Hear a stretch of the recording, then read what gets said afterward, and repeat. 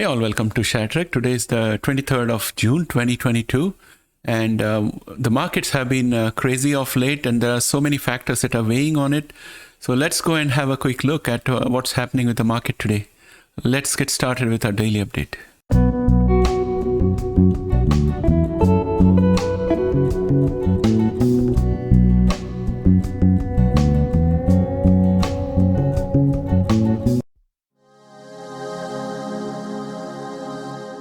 Well, the hot topic right now is the sharp drop in Crispr Therapeutics price yesterday. And one of our subscribers, David, had written a comment to me saying that it's because of some data released in Innovation Day that wasn't taken favorably by many investors. So we have this article here which reflects exactly that. It's from fiercebiotech.com and it says Crispr Therapeutics Innovation Day dragged down by multiple myeloma replacement, lackluster results in kidney cancer. And when we go further to look at what this article is saying, we have it here that gene editing giant Crispr Therapeutics is moving away from multiple myeloma candidate CTX120, while a small separate dataset released yesterday sent the company's stock plummeting.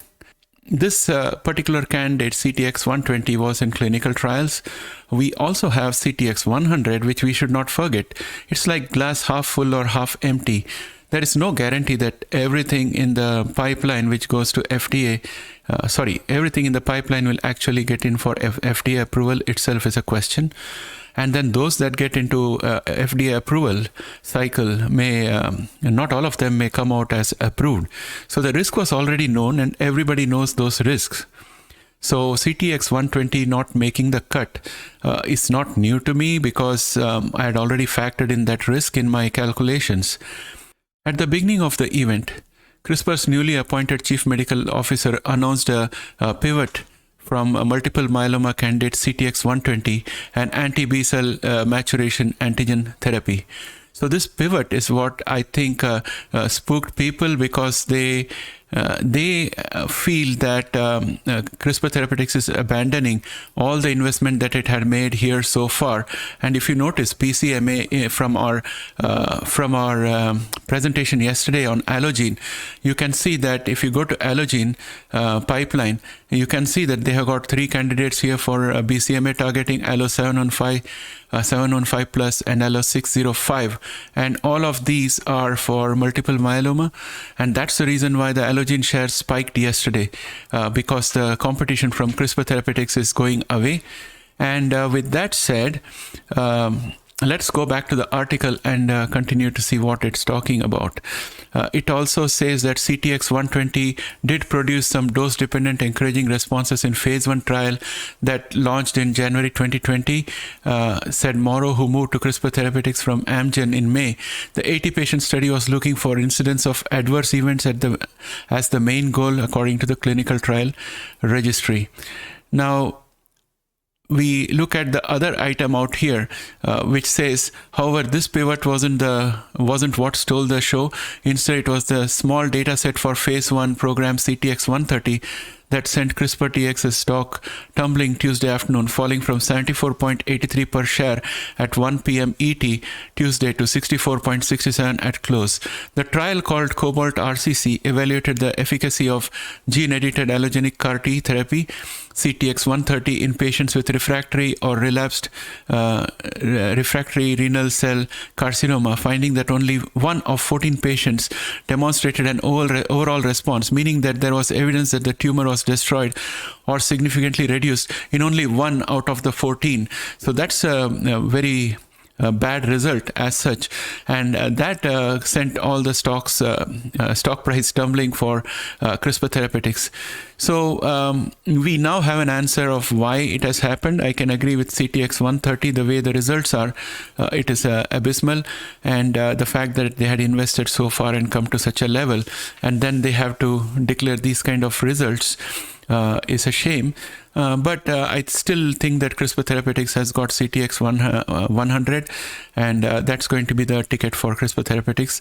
Other things might develop. And also, this is good news for Allogene. So those who are holding Allogene are in for a good ride because Allo 715, 715 Plus, and Allo 605 just lost a major competitor. That's how I would look at it. The next article is a bit positive. It says it comes from Biospace, and it was released on June 21st, which is day before yesterday. It says CRISPR Therapeutics eyes history's first in gene therapy. Now let us see what this is all about. This has to do with CTX 001. And CTX001, also known as Exaccel, is CRISPR-Cas9 based gene editing therapy for both TDT and SCD.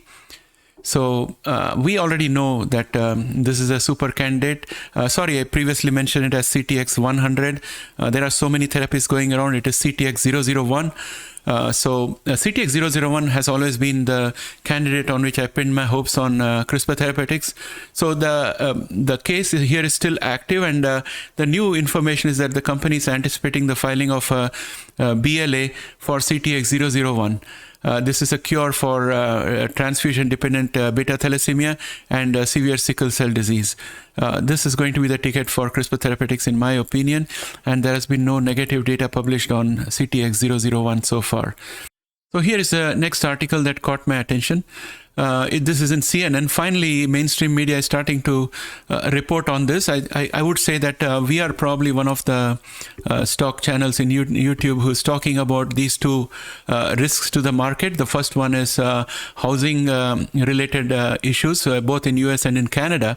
And the second one is the problem that we are having with regard to the political instability that's likely to happen due to January 6 Commission revelations and the impending midterm elections. These are twin factors that these are the elephant in the room that people are not talking about. But this is the first tentative article that has come in the mainstream media, which is just taking a tentative look at how careful they are in mentioning what is happening out there. They are asking a question: could a housing slump threaten the stock market and the entire economy? So they are not saying that it would. They are asking a question. This is the way that many people couch things that they know they don't want to say, but they have to say. Now, if you go down further, the second headline is rising rates dampening but not killing demand for homes. And the third one, housing slowdown but not a crash. So you can see that there is a big spin going on in this whole article. But let me tell you the way I look at things. I think that as the interest rate goes up, and it's going to go up by 75 basis point every time the Fed comes out and makes an announcement, and they need to increase it a lot. What's going to happen is borrowing is going to become expensive. The Fed has stopped renewing mortgage-backed securities, but now they are going to start selling mortgage-backed securities because Fed Powell has said that he wants to reduce the balance sheet size. And during the recent hearing, he had mentioned that he may commence selling mortgage-backed securities. What happens when that action takes place at the Fed is that banks will have less and less money to lend towards mortgage. And that would mean that getting a mortgage is going to be very difficult. The reason why house prices go up is because people are able to borrow from the bank and they are able to pay upfront to buy the homes. But if they are not able to buy, if they're not able to get the money from the bank, then they are not going to be able to buy houses. And there are already houses under construction. There are around maybe 200,000 houses under construction which are coming out. And there are a lot of permits that have been issued. And also when the interest rate goes up, we have the phenomenon of strengthening currency. And when the currency gets strong, imports become cheaper than domestic production. So all those areas in which imports are cheaper than domestic production are going to experience a drop in profit, a drop in turnover, and therefore there will be lockouts and there will be retrenchments, there will be pink slips, and all those people from those sectors are not going to be able to afford rents. They are not going to be able to afford to pay their mortgage if they already have a home. Therefore, foreclosures are also likely to increase. And when there's an excess of supply and the inability of the population to buy it, then there's going to be a crash in the price. So anything about 10 or 20%, I would consider to be a crash. So there's going to be a drop in the home prices, especially in the really hot areas where there's a disproportionate inflation of home prices. They are going to see a drop. And I think there are parts of Florida which are going to be in that category. There's parts of Texas that's going to be in that category, and a few other areas. So having said that, the other aspect is the January 6th Commission hearings, because yesterday we heard testimony from officials who said they got death threats and their family was threatened, their relatives were threatened. And today I saw a news clip where I think Rep. Adam Kinzinger was talking about a sick note that he got, which said that him, his wife, and his 5-month-old child will be killed. All those kind of things are already happening before the midterm election and before January 6th Commission has presented all its findings. So we can be foolish to avoid looking at possibility of that disrupting investment, because all these companies, like whether it's Apple, Microsoft, or any of these companies that we trade in, they're all based in the US. They depend on the rule of law. They depend on predictability of reasoning. And when there's a political disturbance, all those things get appended. And also foreign funds that are flowing into the country might get impacted if things get bad. So with that said, we should not be alarmist, but we just have to make sure that we don't lose sight of those things. We don't have to talk about that every day, but we just keep it in the back of our mind when we are doing our trading decisions. For short-term traders, it's not a big issue. It's the long-term traders, long-term investors who need to think about all these aspects and do a bit of geographical diversification of their portfolio, in my opinion. And I'm now happy to present to you the result of our initial poll. We have started using our community tab. So if you have not been into the community tab, please do visit the community tab and lodge your vote. So we have got a vote of around 26 subscribers for this question, which says which risk will mitigate first. So 46% of you think that Russia-Ukraine conflict is the first one that would get mitigated, and that's a good sign. If it does, then oil and wheat prices are likely to come down, and it's going to have the biggest impact on inflation, and it's going to reduce the chances of stagflation by a big time. I think we can actually drop the idea of stagflation if Russia-Ukraine conflict gets resolved. The next vote is for China COVID-related breakdown. So 31% of you think that China COVID-related lockdowns might get resolved the second, and will get resolved first. And the third question I had asked was, will supply chain bottlenecks get resolved first? 23% of you feel that supply chain bottlenecks will get resolved first. So I think the consensus out here seems to be Russia-Ukraine conflict getting sorted first level, but it's really nice to know what the community thinks. And I think I'll go with the community selection of Russia-Ukraine conflict being the first one to get resolved. The second question I had asked in the poll was, which segment of daily update can we shorten? So most of you have said Genomics share technical analysis can be shortened. And the next highest, 38%, said indices technical analysis can be shortened. And only 15% say that initial outlook should be shortened. So with that, I think that our focus here should be more on macroeconomic commentary and how overall forces can impact the market. And we should do technical analysis of the indices as well as the shares. But we have to keep those segments slightly shorter than the initial outlook segment. That's my reading from this, but it's only 13 votes. So I'd encourage the rest of the subscribers to just take a moment, go into the community tab. So when you go into our channel, you'll have the community tab on the menu above. Just go in there and put your vote, because I want this channel to be more in tune with what you like to see, and this will help me to model my videos and shape the contents to more to your liking. So with that said, I think I'd like to go and have a look at Nasdaq and the indices now. Let's start with Nasdaq futures. As you can see here, Nasdaq futures are up 1.05%. They are going to face big resistance out here with this diagonal line of resistance if Nasdaq continues to go up today. And the potential for it to go up is all the way up to 11,991.25, and that will be a really big jump. Right now we are at 11,687 and it's 8 o'clock in the morning.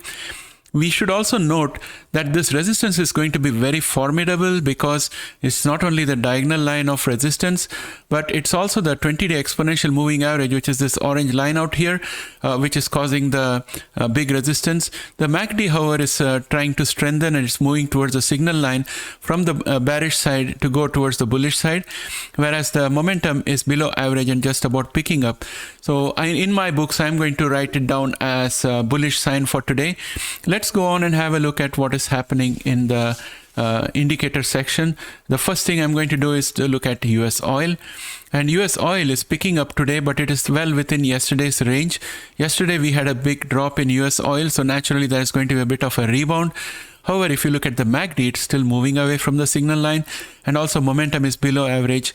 And I think that oil has to continue to fall a little bit more because as the central banks keep on mopping up funds, we're going to find that it's going to be more and more difficult for enterprise to expand, for demand destruction to start having an impact on the sales of various companies, and therefore companies will start planning to reduce inventories and then start planning to reduce production. And when that happens, we are going to find that oil prices will drop because the demand for oil is going down. So most of the traders are reacting proactively. They know what is coming down the line, and that's the reason why oil price has been falling steadily after reaching a peak somewhere around 9th of June 2022, because there is only so much that the consumer can bear. When the rents are going up and everything is going up, the consumer stops driving too much.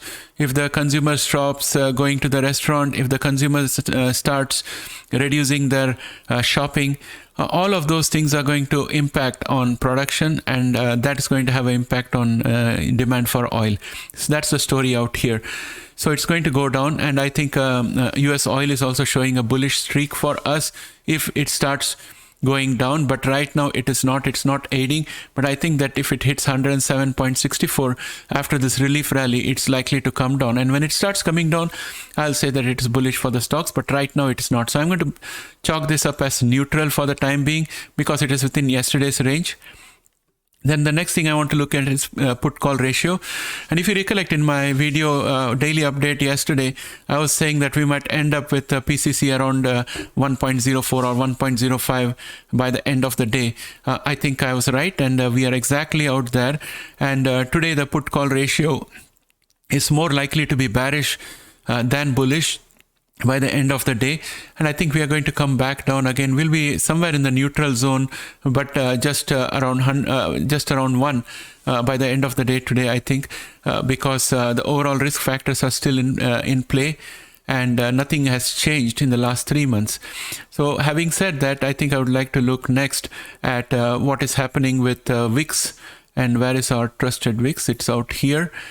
So when we look at wicks, we can see that the wicks is dropping. It's being constrained by the 9-day exponential moving average, and also the MACD is moving towards the signal line to cross over to the bearish side. So this is a good sign for wicks, and so it's being bullish today in my opinion. However, I'm going to chalk it up as neutral because it is within yesterday's range, and it's also being supported by the 20-day exponential moving average. So on top it is constrained by the 9-day exponential moving average. On bottom it is supported by the 20-day exponential moving average. We have to see if the MACD can cross over to the bearish side and that this level drops down further. If it drops down further, it's a bullish sign. If it goes up, then I would chalk it up as bearish. But right now, since it is in yesterday's range, I'm going to put it as neutral for the time being. Let's go and look at what's happening with QQQ. QQQ today is up 0.86% pre-market, so it's also showing a bullish open for the day. If we go to S&P 500, S&P 500 is battling with this resistance at 376.84. However, in our pre-market action, we are at 376.78. So we are almost struggling with this resistance. And if we break through above that, we'll have a good day today. Right now, the MACD is bearish, but moving towards the signal line. Momentum also is below average. But given that we are up pre-market, I would say there's a bullish outlook for the market open. And later on in the day, we are likely to give up some gains That's my expectation. As we proceed further during the day, we'll start giving up some of the gains. Having said that, I think it's time for us to go and have a look at crypto and gold and see what's happening. Oh, before that, let us have a quick look at what's happening with the US dollar index. So we have the US dollar index out here, and US dollar index is going up, which is not good for shares, gold and crypto. So this is bearish. And then if we go and look at the crypto sector, we can see that Bitcoin has picked up a little bit. It is struggling with the support at 20,559. Actually, there seems to be a box support out here somewhere in the region of 20,000 to 19,000, and Bitcoin is bouncing out around that. And Bitcoin is still looking weak on the charts, and it's likely to lose more by the end of the day, in my opinion. Gold has also lost value, and it's gone below the resistance of 1,841.26, and it's also being constrained by all the exponential moving average. So gold is not looking strong either. So there is an overall bearish tone to the market. So even if we open positive, the bearishness is significant, and it can continue to pull us down. Let's go and look at our genomics sector next. In the genomics sector, I would first like to focus on Crispr Therapeutics, which is up pre-market 0.85%, that is 51 cents. And we have been hanging precariously over this line of support. And as I mentioned earlier, yesterday, the support was out here originally. It was like this before with 3 touch points. I have altered it so that it becomes this way. And today we are still above this diagonal line of support. And therefore, I am thinking that this could perform the function of bull channel support, and we'll see what happens during the day. Right now MACD is bearish, and also momentum is just about average, but pre-market we are seeing a little bit of a boost. I don't think Crispr should be punished so much because it's already fallen down significantly from its peak, and it's at the very bottom, and overall market conditions are really bad. So Crispr Therapeutics would continue to be range bound where it was from 24th of February, in my opinion.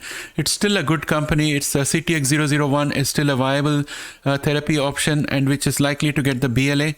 So I would still continue to focus on Crispr Therapeutics. And all the shares are showing positive here at this point of time. We are risk on, and there is a bit of a risk on sentiment in the market right now, in my opinion. So these shares will continue to be range bound, and they'll be consolidating. For example, if we were to look at Bluebird, just going to draw this out. Bluebird is using this previous line of resistance as a base of support, and it's moving above this. Within a week or so, I'll draw another line of resistance on top of here for Bluebird to find out which range it is trading in. And those who were doing any kind of swing trading out here, if you manage to have held on to your Bluebird shares, you are laughing right now because you got a lot of profits accrued, and you may want to book them. And then coming to Verve, Verve is still range bound, and pre-market it's up 18.39%, that is $2.59.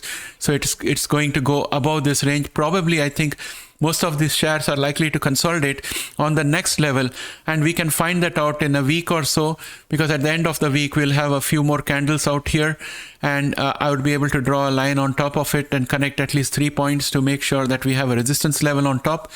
And once we have determined that range, we could be in a position to venture into doing a little bit of range-bound trading to make some profits. And with that said, I think there is no point doing technical analysis for all these shares, because there is extreme fear in the market, and that's going to cause most participants to take knee-jerk reactions.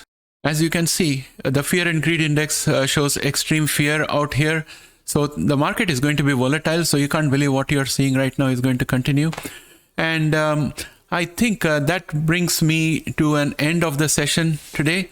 And I'm sorry that I've been unable to focus on the screen much, because I have a migraine coming up, so I'm not able to see the screen properly. This happens to me once in a while, not always. This is a very unusual occurrence.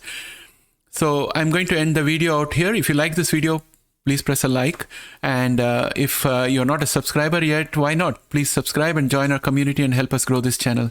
Thanks, and have a great day. Bye for now.